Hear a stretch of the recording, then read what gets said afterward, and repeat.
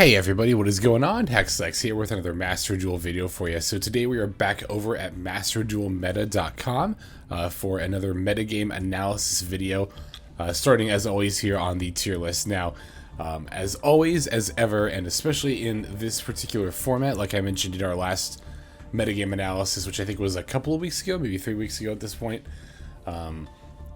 you know, the tier list that we are seeing here on Master Duel Meta and the accompanying deck breakdowns, the latter more so than the former, they're both very good resources, but this tier list in particular does use data that is derived from community tournaments. So I always feel the need to point this out because it's a very important distinction, is that these power rankings and this tier list is based off of tournament results, does not factor in a best of one format, which is what the obviously both the Ranked Ladder and the Duelist Cup are played on. So there are going to be some differences, I guess, in what I would consider to be like tier 1, tier 2, tier 3, as opposed to what is being represented here. That said, I do still really like Master Duel Meta as a resource.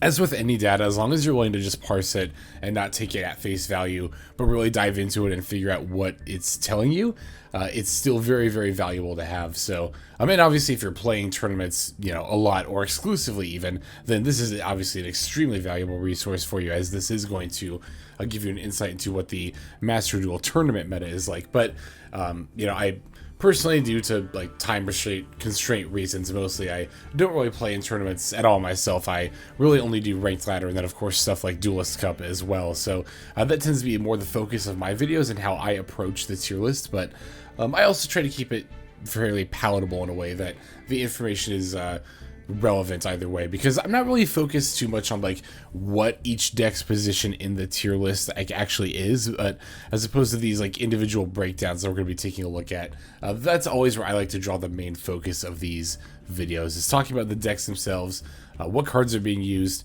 and how the matchups are kind of like influencing the format, so to speak. So that said, if I really did have to like think about where everything is as far as like tier list goes, I mean, I've talked about this in videos before, but I do think, you know, in best of one formats like Ranked Ladder and such, Adventure Prank Kits is still definitely tier 1. I think it's still definitely the best deck.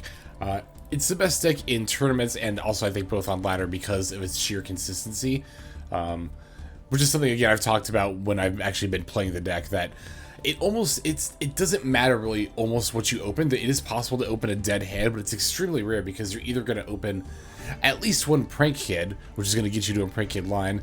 Usually, if not that, away to the Adventure line, like a Foolish or Water Enchantress, or just opening the right, or Fateful Adventure. You can usually find a way to make a DPE if you can't do like more standard combos, and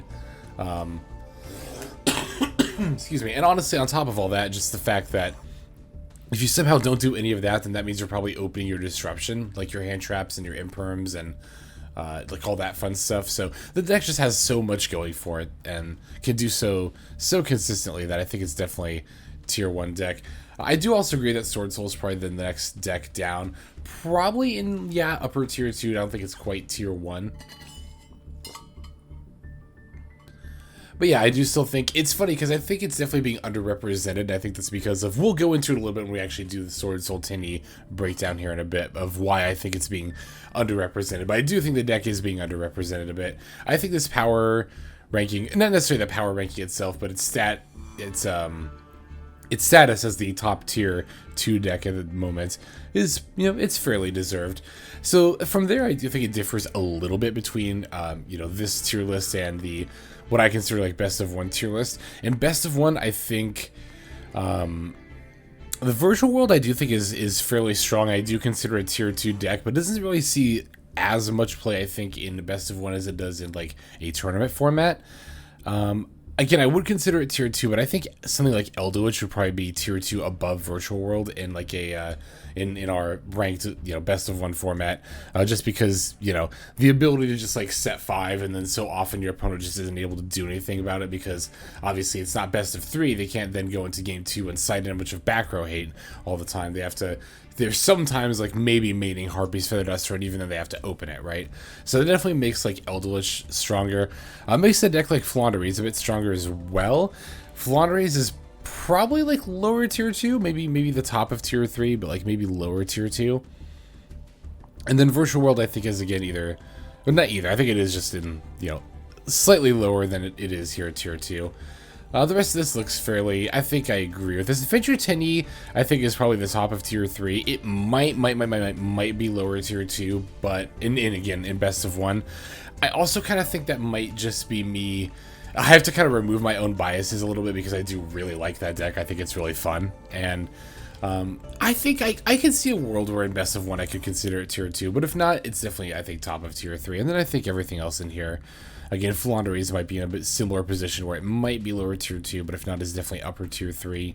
Adventure Phantom Knights is definitely Tier 3. And then Adventure Combo, which is what I often refer to as 40-card pile decks, where it's just like 40 good cards in a pile, is definitely Tier 3 as well. So, okay, now let's go ahead and take a look at these breakdowns here. I'm just going to go ahead and go straight into it, not going to bother with cuts here. We'll go straight into Adventure Prank Kids breakdown. So, with Adventure Prank Kids, like I said, the main draw of the deck is just its sheer consistency, right? The fact that one Prank Kid is a good combo, not just like it's not quite a full combo. I guess it depends how you define full combo, but it's a good enough combo. It leads to you getting a Battle Butler, which is one of the best pieces of disruption as far as like boss monsters go, I think that we have in the meta right now. Just being able to Raigeki, not even just once but twice, thanks to, of course, Meow Meow Moo being really the all-star of the deck and getting banned in the TCG recently, so relatively recently. There's not really much to say about the breakdown, honestly. Adventure Prank Kids, I've compared it a lot to Tri. It's actually extremely comparable to Tri-Brigade Zodiac, particularly around the time when Master Duel kind of got started in like late January, that meta of Master Duel, which then lasted until, I'd say that meta actually ended around like mid-season 4 was when Drytron really started picking up in popularity, and of course by the time Season 5, the beginning of that rolled around right before Sword Soul Tenny, Drytron was like the deck to beat, but from the start of Master Duel to like early-ish mid-season 4, you know, we saw Tri-Brigade Zodiac as like the dominant deck. It was dominant, like it was definitely top tier 1, but definitely not oppressively so. I think Adventure Prank Kids does feel the same way. I know there are some people who would disagree, that they think Adventure Prank Kids is way too strong and is very oppressively overpowered right now, but I don't think that's the case. I think Sword Soul Tenny, which again we'll talk about here when we get to Sword Soul Tenny's breakdown, was definitely more prevalent when it was tier 1 than Adventure Prank Kids is now. That does feel like there's a lot of decks that are viable right now, despite Adventure Prank Kids being so good. But it's also, I was going to say too, a lot like Tri-Brigade Zodiac was, in that the build feels very solved. I mean, like, obviously there's like no shortage of people playing this deck as far as like the number of decks being submitted, the number of lists, but if you look at the breakdown, like, especially the extra deck, like the extra deck is more or less solved here. We're seeing 78% is the lowest number for Rocket Ride. Everything else is like 80 or above. If you look at the main deck, like so much of it is, again, just like definitely like very solved. Actually, I don't play Tuna Beer. I should consider that. That's a good idea. But like here, like even the last 3 cards are the only like real fringe choices, and there's stuff you still mostly play, just kind of like trying to determine how many copies of each. Yeah, Adventure Prank Kids I would definitely call like the Tri-Brigade Zodiac of this format in a lot of, and also just in how it plays, like, you know, playing for disruption more than anything else, doing most of your combo on your turn, but then still finishing it on your opponent's turn.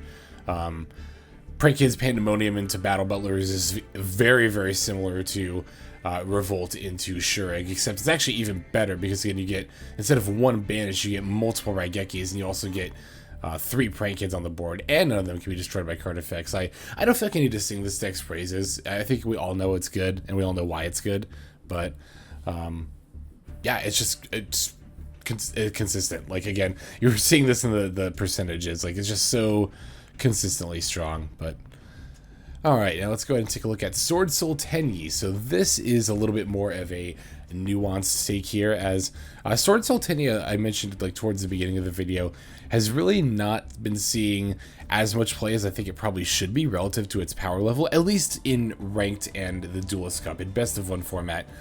Here in tournaments, it's looking like we're still seeing like a very solid number of lists coming in. Yeah, I always like to look at the dates here to try to figure out, like, you know, how frequently a deck is being actually submitted, and yeah, we're seeing definitely more than just a few people playing Sword Soul Tenyi still. But again, in like Best of 1 Ranked Ladder, maybe it just could also be me personally, I just don't see the deck that often, but it makes sense to me because I alluded to this just now too. When Sword Soul Tenyi was tier 1, when it was like the deck to beat, it was very much like oppressively so.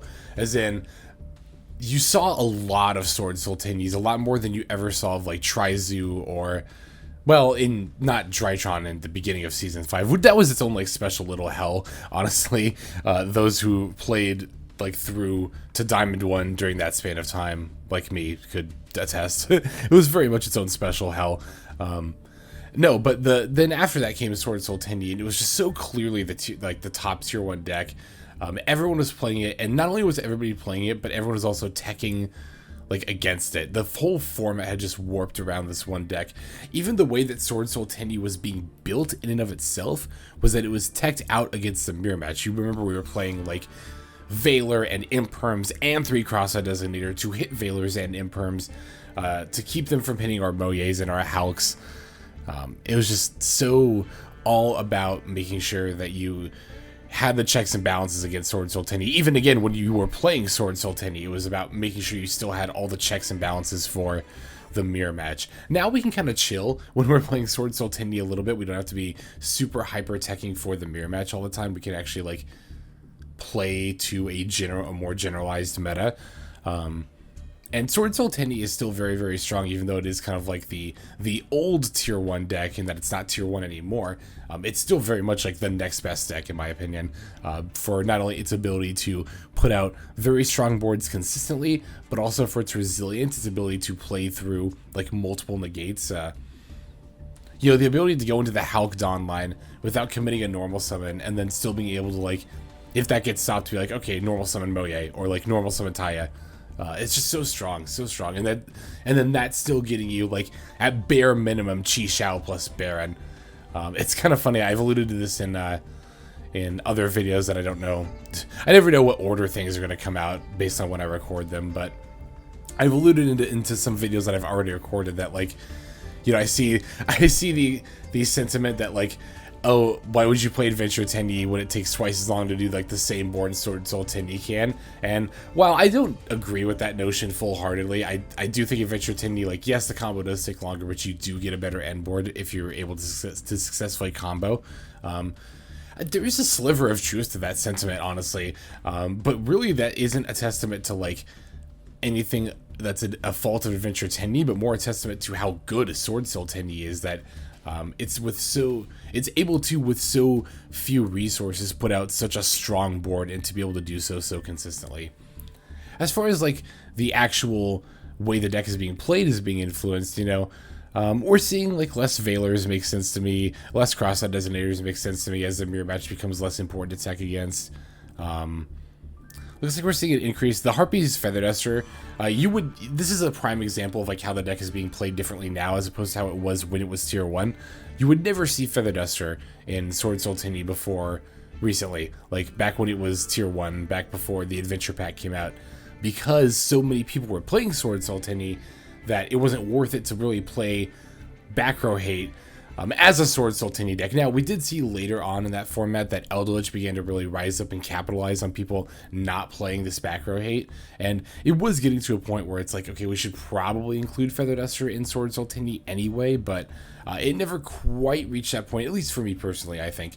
It never quite reached that point before then the Adventure Pack came out, and obviously the whole meta got shaken up completely all over again, but yeah, like in my, you know, Duelist Cup build for Sword Soul Tenyi, I saw a fair amount of Elderlich in the Duelist Cup, so I definitely put Harpy's Feather Duster into my build there. I'm also noticing we're seeing more of Shathana and Heavenly Dragon Circle, these being two of the more popular tech cards. I've come really close to putting Shathana in my builds a number of times, including this most recent time that I built Sword Soul Tenyi for the Duelist Cup. I really did almost put Shathana in my build.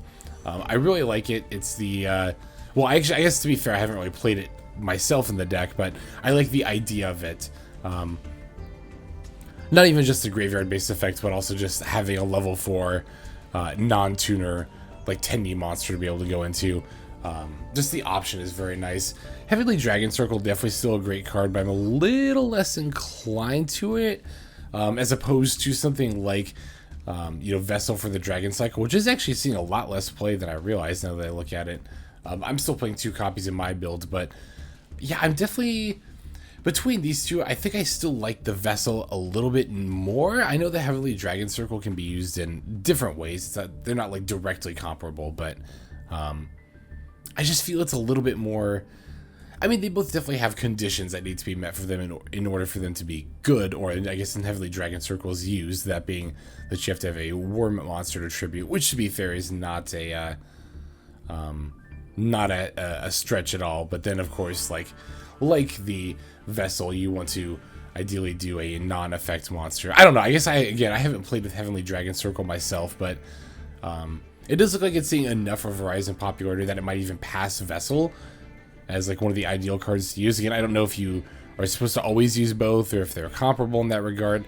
I guess in that regard, I still am a little naive to Sword Sultani in that I've really only played more quote-unquote standard builds, so but I do want to include it back in my like more regular rotation, so I definitely do see myself doing more research on the deck and getting more, I guess, educated in that regard. Okay, let's see. I think that's about all I've got to say about this deck. Let's go ahead and now go to the next one, which is Virtual World, which I don't really think there's actually a whole lot to say about this deck breakdown here, honestly. Like, we see trends, of course, but it's also all just, you know, adventure stuff. And of course, we all know that adventure stuff is being used a lot in Virtual World right now. It's kind of really the main way the deck is played, to be honest. Of course, that would also you know, lead to the increase of Barons here as well. I didn't really touch on Beatrice too much, honestly, in any of the recent Virtual World videos that I've done, which I really should have touched on. Beatrice is incredibly good in the deck. It was, I mean, I don't know if it was incredibly good before, but now it is because it can set up the adventure line right. We can go 2 level 6s into a Beatrice and then send, excuse me, 1 second. Excuse me. Yeah, we can go 2 level 6s into Beatrice and then use her effect to send a Water Enchantress and then set up the adventure line that way. So that, of course, and we also can do other things as well. But that's one of the main draws now to using Beatrice in the deck. And yeah, I definitely should have, like, an ideal adventure virtual world. That just sounds, it's so hard to say sometimes. Extra deck would include Beatrice, and I should have touched upon this and in both my combo guide and the recent video I did for it. But in any case, yeah, that's another change that we're seeing with the inclusion of the adventure line, is the inclusion of Beatrice now as well. I mean, otherwise, Adventural World, I'm never going to say that name right, I swear. This deck is another one that's like Adventure Prank Kids, relatively solved, I think. I mean, we're not seeing too much discrepancy among percentage of, you know, cards being played in general in the deck. It's more of like the number of copies among those cards that is kind of more of a factor. But yeah, I don't know that there's a lot to say. Again, just the fact that deck hasn't changed too much. I don't see it changing too much in the future as well. It's very solid. I definitely don't see as much of it on best of 1 ladder as I think I probably should, although to be fair, it would tend to do better, I think, in a best of 3 tournament format anyway, because Virtual World is kind of dependent on, like, it's a little bit fragile. It's not like Adam Emancipator levels of being susceptible to disruption, but it's definitely a little bit more fragile than some other combo decks. But I definitely still do think it's a solid tier 2 deck. Okay, so let's see. Adventure Phantom Knight is going to be the next deck we take a look at. Yeah, I haven't come back to this deck yet since last season. I still need to do that at some point. Honestly, I found myself, I don't think it's that I liked this deck the least of the adventure decks I played, but I do think it's one of the less consistent ones of the adventure decks that I played. Not in terms of like being able to get to the adventure line. Of course, getting to the adventure line is part of the main combo of this deck, which I think is part of the main appeal of why you'd want to play this deck, period. Or not period necessarily, but one of the general reasons you'd want to play this deck. But no, I also, it's kind of hard to get your combo started with this deck. I've always, not always, but with this particular iteration, I've kind of felt more standard builds tend to play too many level 3 extenders, and there are not a lot, but enough games where I feel like if I just had like 1 extender instead of maybe this other random dead card in my hand that I'd already kind of considered taking out. But the thing is too, the more extenders you try to jam in the deck, then the more copies, or not the more copies, the bigger your deck in general just becomes. And it almost kind of like then becomes its own it's like feeding into its own issue, right? Like, you're trying to make your deck more consistent by jamming in more combo extenders, but then by also making your deck more cards, you're then making it less consistent. And I'm not good enough at math to tell you what amount of extenders you want to go above 40 in order to maintain that ideal level of consistency in terms of the number of extenders that you're playing versus the size of your deck, but I just like to stick to 40 as close as possible just to be safe most of the time. And for me with this deck, that does mean cutting pretty much all of the like quote-unquote generic level 3 extenders as opposed to like Phantom Knight themed stuff. So I think the fact that I do feel it's a little bit less consistent is maybe why I haven't come back to this deck as much. And I wonder too, I'm looking, yeah, this is definitely like not quite as popular as some of the other decks that we've been seeing, although again we do tend to see more of it in like these tournaments, and I definitely do see this being better in a tournament based format than in best of one ranked ladder, because the overall slight hit to consistency in terms of opening hands matters a little bit less in best of 3. I think enough so that that kind of like makes up for the difference, so to speak. Whereas best of 1, it's like, you know, consistency in your opening hand is obviously going to be a lot more important. But as far as like how the deck is built, doesn't look like it's really doing anything too different or out there. I'm not seeing actually any trend changes at all, so you know, it doesn't look like it's really changed since the last time I took a look at it here. So let's go on to Elderlich now.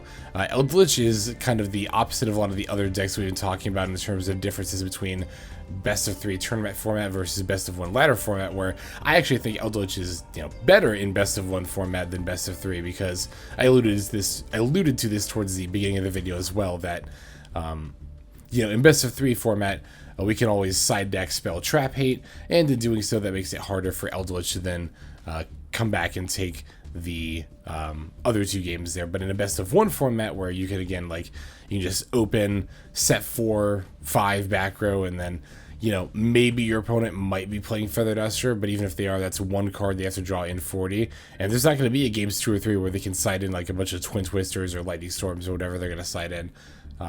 You know, that's it. That's their one shot. So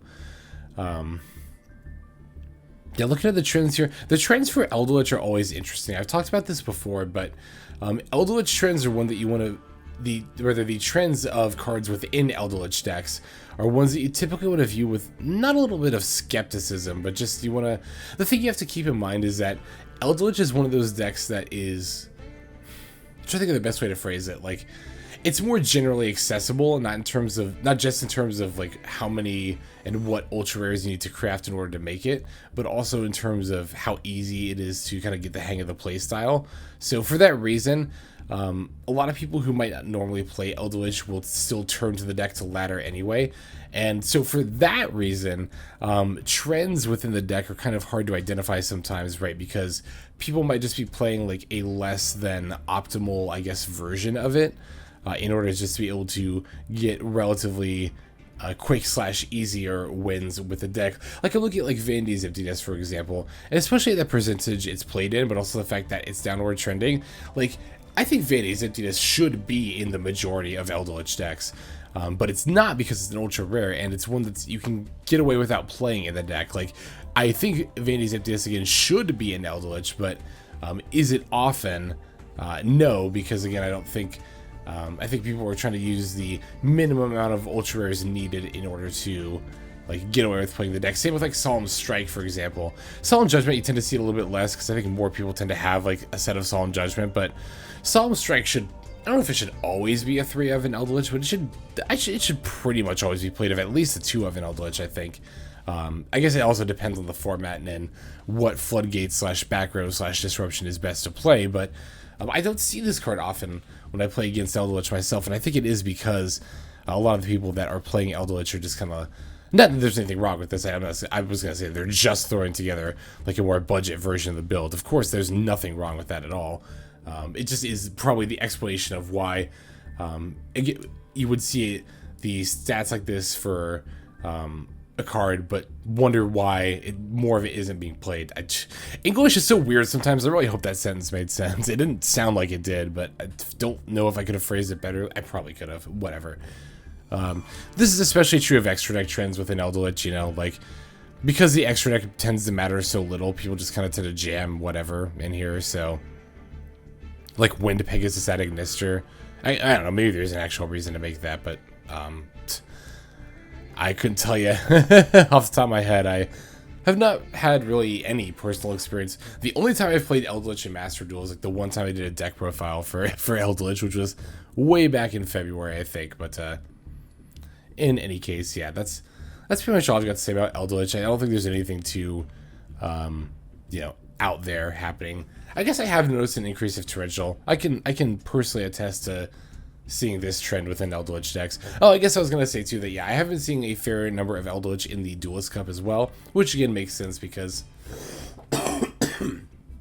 I can see a lot of people who might not typically play as competitive decks using Elderlich as maybe like a stand-in, or just people who want to have a more assured and or quick experience climbing up using a deck like Elderlich in order to do so. Okay. Next deck we're going to take a look at is Adventure Tenny, a personal favorite of mine. This is probably still just my favorite adventure deck, so it's always fun for me to get into it and talk about it. Yeah, I noticed a slight downtrend in like the Sword Soul, just generally the Sword Soul package. Obviously, Taya is still like needed for the deck, but it seems less people are playing Emergence and Protos, and then the Long Yuan. I actually have thought about cutting the Long Yuan. It's nice to be able to potentially make a Baron before you combo off, but it's not... It happens so little that it doesn't feel like it's necessarily enough of a reason to play Long Yuan. But it's still a really solid option. I don't know. I just... God, I always go back and forth about this. I have been keeping it in the deck. I haven't actually taken it out yet to try it, but... especially because I've thought about trying to see if there's any way I can go down to 40 cards. I'm currently playing 42, so if I just cut Long Yuan and don't even replace anything, just cut Long Yuan, then I'm going down to 41, which feels a lot more doable to get down to 40 than 42 does, obviously. So, yeah, I definitely can, attest to the correlation of this downward trend. The one for Emergence and Protos, though, is really interesting, especially Protos being 71%. Obviously, Emergence being slightly played more makes sense because you still play Taya, and you still usually, sometimes, I guess, not even usually, it's below 50% now, play a Long Yuan. And, of course, you want something to search with the Chi Xiao as well, but, yeah, I don't know. I feel like the Protos is such a strong part of the combo. I don't really see myself taking it out, but...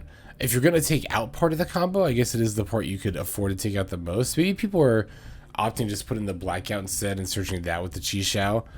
Maybe more people value the destruction than the Protos effect. I think the Protos effect is more valuable, personally, to be honest. But that could prove to be wrong over, I guess, a long enough period of time. I guess we'll just have to see how things play out. And, I don't know, seeing upward trends in Valor and Nibiru, that's... No, I don't know if there's anything too noteworthy about that. Downward trend in Jet Synchron is kind of weird. Maybe it's in the number of people playing 2. But, I mean, obviously 94% is still...